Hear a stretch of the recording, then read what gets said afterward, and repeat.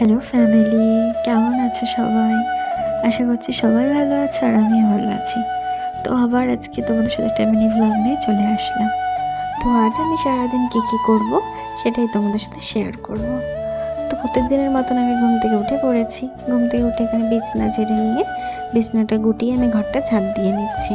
তো ঘরটা ঝাড় দেওয়া হয়ে যাওয়ার পর আমি চলে গেলাম ফ্রেশ হতে। তো ওখানে ব্রাশ করে নিচ্ছি, ব্রাশ করে মুখটা ধুয়ে নিলাম। মুখটা ধুয়ে ফ্রেশ হয়ে আমি চলে গেলাম রান্নাঘরে। দিয়ে একটু চিড়ের পোলাও করে ওকে দিলাম খেতে। তো খেয়ে চলে গেল ডিউটিতে। তো এদিকে আমি রাতে ছোলা বাদাম ভিজিয়েছিলাম, তো কিছুটা খেয়েছিল, আর যেটুকুনি বেঁচেছিল সেটুকুনি আমি খেয়ে একটু রেস্ট নিয়ে চলে গেলাম স্নান করতে। তো এদিকে আমি স্নান করে নিলাম। আর হ্যাঁ, আমি জামা কাপড় ভিজিয়েছিলাম, তো সেটা দেখানো হয়নি। তো ওদিকে আমি জামা কাপড় কেচে টেচে স্নান করে আমি জামা কাপড়গুলো এদিকে মেলে নিলাম। তারপর পুজো দেবো বলে ফুল তুলে নিচ্ছিলাম। ওদিকে ফুল, তুলসী পাতা তুলে নিয়ে ঠাকুরের বাসন ধুয়ে ঠাকুরের জল নিয়ে ফুল টুল নিয়ে আমি চলে গেলাম পুজো দিতে।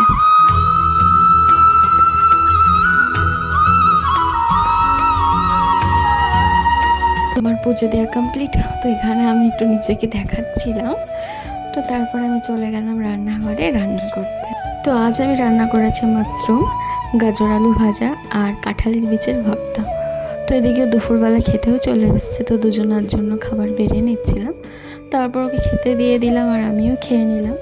দেন খাওয়া হয়ে যাওয়ার পর দুজনে একটু শুয়ে পড়লাম রেস্ট নিতে।